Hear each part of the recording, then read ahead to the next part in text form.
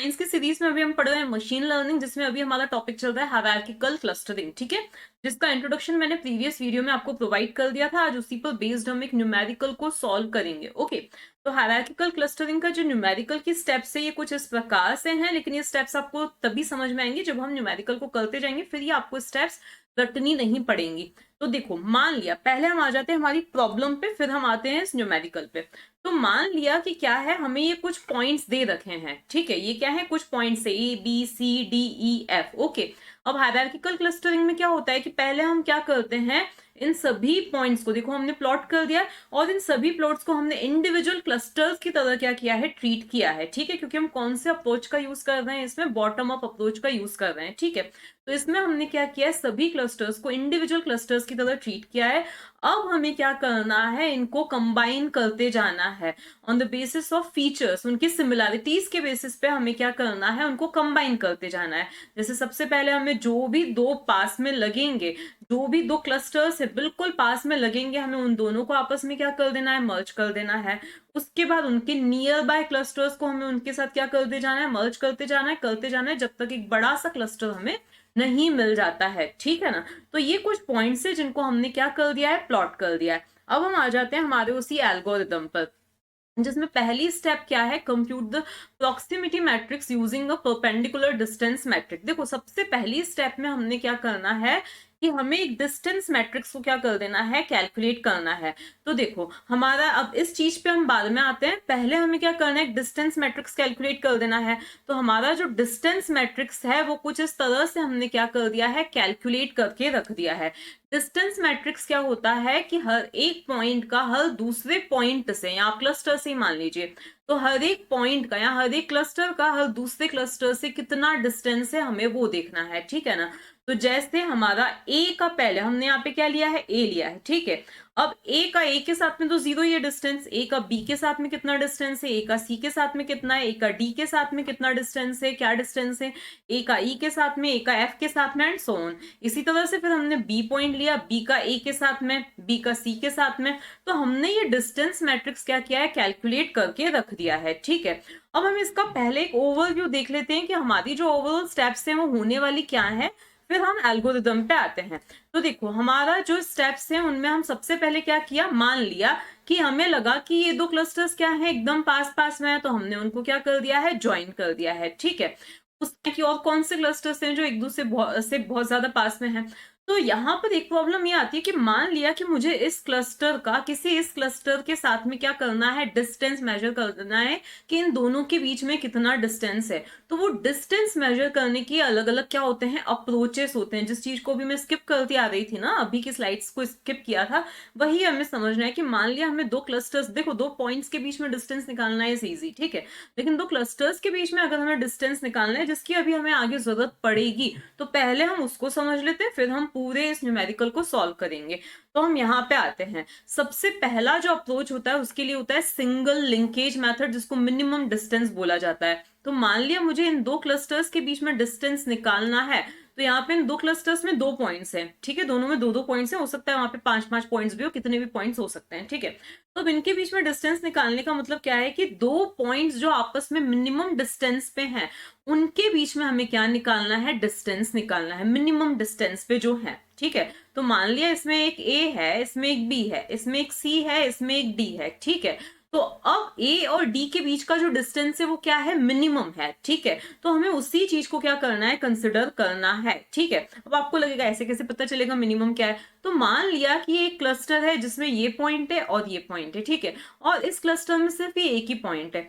तो हम देखेंगे कि इससे पास में ये ए वाला है, इस सी के पास में ये ए है या ये बी है, ठीक है। अब सी के पास में हमें ये पता चलता है कि सी के पास में कौन है, ए है, ए ज्यादा क्लोज है, तो हम उसी डिस्टेंस को क्या करेंगे, हमारे मैट्रिक्स में अपडेट करेंगे, मैट्रिक्स में कंसिडर करेंगे।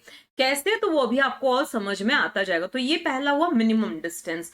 उसके बाद में हमारा नेक्स्ट आ जाता है कंप्लीट लिंकेज, जिसको बोला जाता है, जिसको मैक्सिमम डिस्टेंस बोला जाता है। तो उसके क्या होता है, अपोजिट होता है।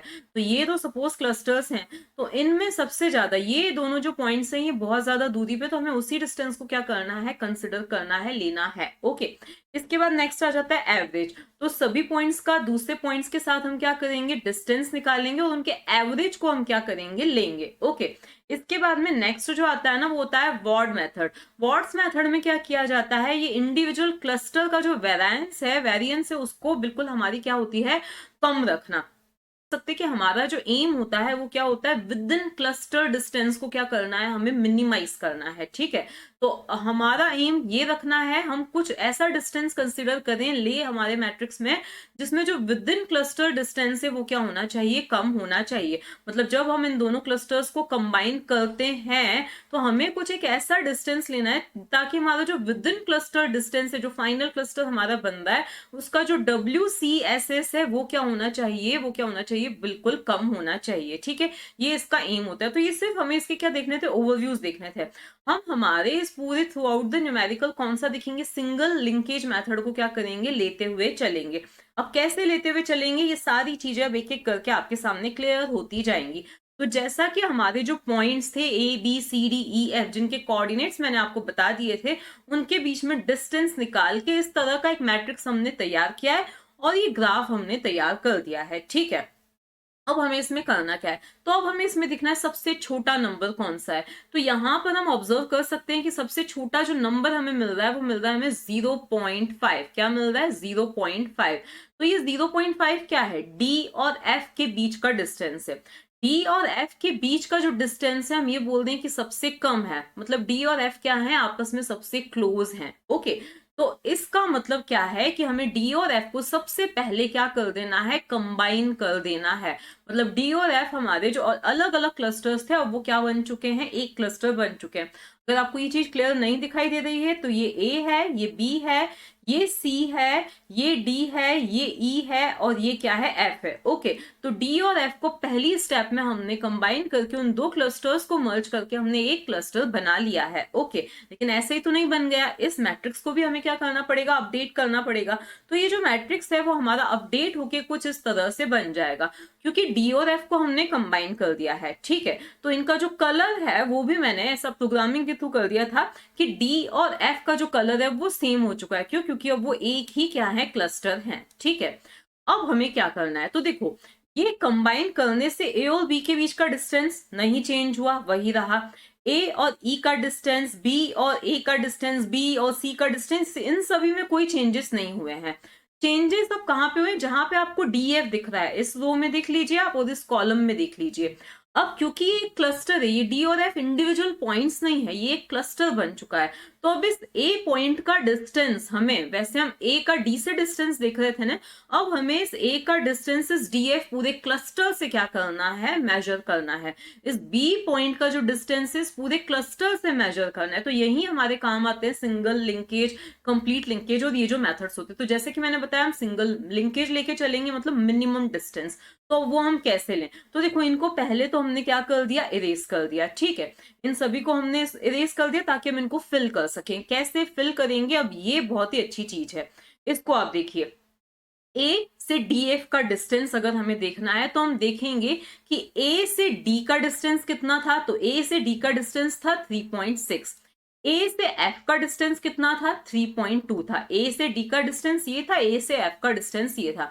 इन दोनों में मिनिमम क्या है, तो इन दोनों में मिनिमम कम क्या है, 3.2 है। तो हमें यहाँ पे क्या लेना है, 3.2 लेना है। ठीक है, यही क्या है, हमारा सिंगल लिंकेज है। ठीक है, अब आपको समझ में आ चुका होगा सिंगल लिंकेज के कहने का मतलब क्या था। तो ये हमारा एक क्लस्टर है, ये हमारा दूसरा क्लस्टर है। A से D का डिस्टेंस था 3.6, A से F का डिस्टेंस क्या था, 3.2 था। तो जो इन दोनों में से मिनिमम था वो हमने लिया है। ओके, तो मिनिमम क्या है, 3.2 है, तो यहाँ पे हमने 3.2 फिल कर दिया। ठीक है, इसी तरह से अब हमें देखना है B से DF का डिस्टेंस अगर हमें निकालना है तो पहले B से D का डिस्टेंस 2.6 और B से F का डिस्टेंस 2.26। तो इन दोनों में मिनिमम क्या है, 2.26 क्या है, मिनिमम है। तो यहाँ पे हम रख देंगे 2.26। ओके, इसी तरह से C से C का डिस्टेंस, तो ये सॉरी C से DF का डिस्टेंस अगर हमें निकालना है तो पहले C से D का डिस्टेंस है 2.0 और C से F का डिस्टेंस है 2.1। तो इन दोनों में मिनिमम क्या है, 2.0। तो हमें क्या लेना है, यहाँ पे 2.0 रख देना है। ओके, इसके बाद में DF से A का डिस्टेंस या A से DF का डिस्टेंस सेम ही है, तो यहां हम रखेंगे 3.2।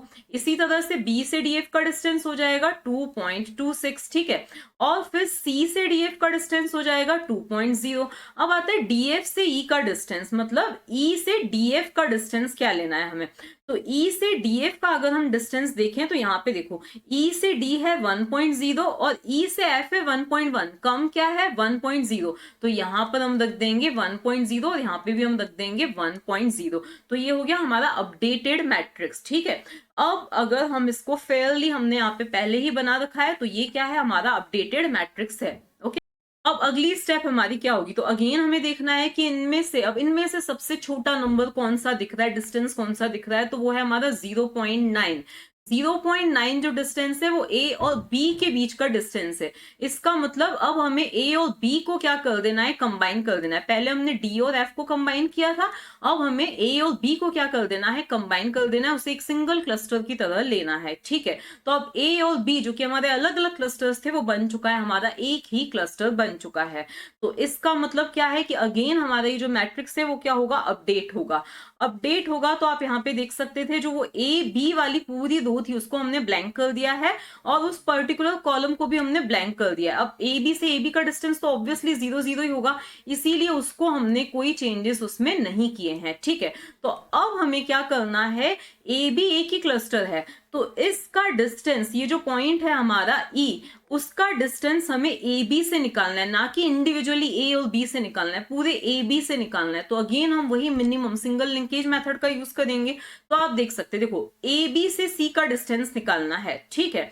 तो हम यहाँ पर देखेंगे कि सी से ए ज्यादा पास में था या बी ज्यादा पास में था। तो आपको दिख ही रहा है कि सी से कौन ज्यादा पास में है, बी ज्यादा पास में है, 4.13। तो हम यहाँ पे रख देंगे 4.13 रख देंगे, ठीक है।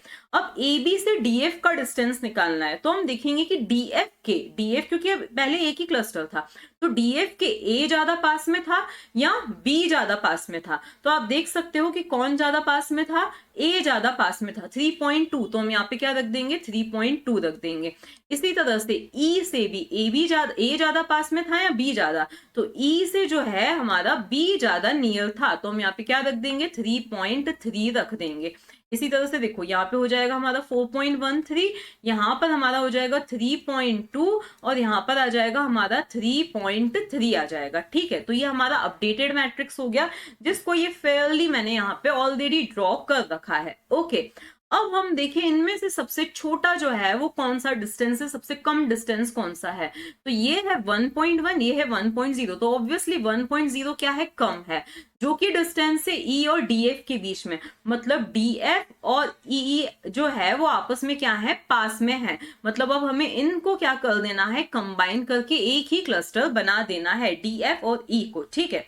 तो अब जब मैंने मैट्रिक्स को अपडेट किया, अभी पूरी तरह से अपडेट नहीं किया, अब क्या हुआ है हमारा डीएफ और ई, क्योंकि एक ही बन चुका है, ये डीएफ था पहले, अब उसी में हमने ई को क्या कर दिया है, मर्ज कर दिया है, ठीक है।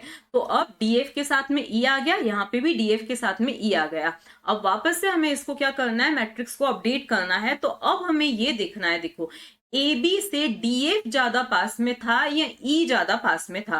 तो आप देख सकते हो ए बी से डीएफ ज्यादा क्या है, पास में है, ये डिस्टेंस कम है इसके कंपैरिजन में। तो हम यहाँ पे क्या रखेंगे, 2.26 है आई थिंक, तो 2.26 रख देंगे, ठीक है। तो यहाँ हमने रख दिया 2.26। अब C से DF ज्यादा पास में था या E ज्यादा पास में था, तो C से कौन ज्यादा पास में है, E ज्यादा पास में है, जो कि क्या है 1.1 है, ठीक है। इसी तरह से यहाँ पर भी हमें क्या चेंजेस कर देना है, यहाँ पे 2.26 कर देना है और यहाँ पे हमें क्या कर देना है, 1.1 कर देना है, ठीक है। तो अब यहाँ पर देखो मैंने ये फेयरली पूरा बना रखा है। ओके, ये हम क्या कर चुके हैं, इनको मर्ज कर चुके हैं और इनको मर्ज कर चुके हैं, अभी तक इतनी मर्जिंग हो चुकी है। अब हम देखें इनमें सबसे कम डिस्टेंस कौन सा है, तो ये 1.1 क्या है, कम है, जो कि डिस्टेंस है सी और डीएफई के बीच में, मतलब इस और इस क्लस्टर के बीच में। मतलब अब हमें इसको भी क्या कर देना है, एक क्लस्टर बना देना है। ओके, तो अब हमारा जो मैट्रिक्स होगा वो कुछ इस तरह से हो जाएगा। क्यों ऐसा क्यों हुआ? क्योंकि अब इस पूरी रो कॉलम को हम ड्रॉप कर चुके हैं और इस पूरी रो को ड्रॉप कर चुके हैं। हम ड्रॉप क्यों कर रहे हैं हर एक पॉइंट पे? क्योंकि ये इस चीज के साथ में जाके क्या हो रही है, मर्ज हो रही है, ठीक है। तो इनको ड्रॉप करने पर जो रिजल्टेंट मैट्रिक्स आएगा वो आपका क्या आने वाला है, ये आने वाला है, ठीक है ना। तो अब आपका डीएफई के साथ में सी मर्ज हो चुका है। तो पहले हमारी स्टेप ये हुई थी, फिर हमारी स्टेप ये हुई थी, नेक्स्ट स्टेप में ये हुआ था, और अब की स्टेप में क्या हुआ है, ये हुआ है, ठीक है ना। तो अब हमें क्या करना है, तो अब यहां पर आप क्या देख सकते हो कि हमारा ये चीज क्या हो चुकी है, मर्ज हो चुकी है। ओके, अब हमारे पास जो ओनली बचा है वो क्या बचा है, यही बचा है, ठीक है, जो कि क्या है, ए बी और इस वाले क्लस्टर के बीच का क्या है, डिस्टेंस है, ठीक है। तो अब हमें ले दे के क्या करना है, जीरो को आपको नहीं लेना है, क्योंकि वो एक क्लस्टर का दूसरे क्लस्टर के बीच में क्या, खुद इसके साथ में क्या है, डिस्टेंस है, ठीक है। तो अब हमें किसको मर्ज करना है, इस वाले बड़े क्लस्टर को, that is D F E C, और साथ में ए बी को क्या कर देना है, मर्ज कर देना है, ठीक है ना। तो यहां तक अब फाइनली हमारा इस क्लस्टर के साथ में ये क्लस्टर क्या हो चुका है, मर्ज हो चुका है। तो हमने क्या देखा, हमने छोटे छोटे क्लस्टर्स को मर्ज करते गए और फाइनली हम एक बड़े क्लस्टर तक पहुंच गए, जो कि हमारा वो एक ही क्लस्टर बन चुका है। अब इसका हम डेंड्रोग्राम देखते हैं। अब ये आप देख सकते हैं, इसका क्या है, डेंड्रोग्राम है, जो कि प्रोग्रामिंग के थ्रू जनरेट हुआ है, और हम नेक्स्ट वीडियो में इसको जनरेट करना खुद सीखेंगे, ठीक है ना। तो यहाँ पे आप देख सकते हो, ये ए लिखा हुआ है, ये बी है, ये सी, और ये ई है, ये डी है, और ये एफ है। आपने देखा ही था कि सबसे पहले डी और एफ मर्ज हुआ था, तो ये सबसे छोटा वाला इसका क्या बन रहा है, ये प्लॉट बन रहा है, ओके।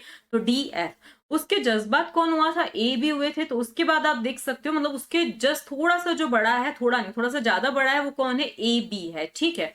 आपको ये दोनों अगर इक्वल लग रहे हो तो आप ध्यान से डिस्टेंसेस देख सकते हो कि ये दोनों इक्वल नहीं, ये थोड़ा सा छोटा है, स्लाइटली ये क्या है, इससे स्मॉलर है, ठीक है। तो उसके नेक्स्ट स्टेप में हमने ए बी को मर्ज किया था, तो ये आ गया हमारा ए बी। उसकी नेक्स्ट स्टेप में हमने किसको मर्ज किया था, डीएफ के साथ में ई को। तो देखो, डीएफ के साथ में ई को उसके बाद में हमने क्या किया था, मर्ज किया था। इतना डिफरेंस इनमें भी इनके बीच में इसलिए नहीं, क्योंकि इनका जो डिस्टेंस का जो मेजर था वो भी बहुत ही कम ही था, मतलब डिफरेंस था वो भी बहुत ही कम था, ठीक है। उसके बाद नेक्स्ट स्टेप में हमने इनको मर्ज किया था, कि इनको डीईएफ वाले क्लस्टर को मर्ज किया था हमने सी के साथ में, तो ये आ गया। और फिर फाइनली हमने इस क्लस्टर को मर्ज किया था इसके साथ में, तो ये क्या आ रहा है, इसका डेंड्रोग्राम, जो कि रिलेशनशिप बताता है कि सबसे ज्यादा सिमिलैरिटीज आप ये डेंड्रोग्राम देख के बता सकते हो कि किसके और किसके बीच में, डी और एफ के बीच में है, ठीक है ना।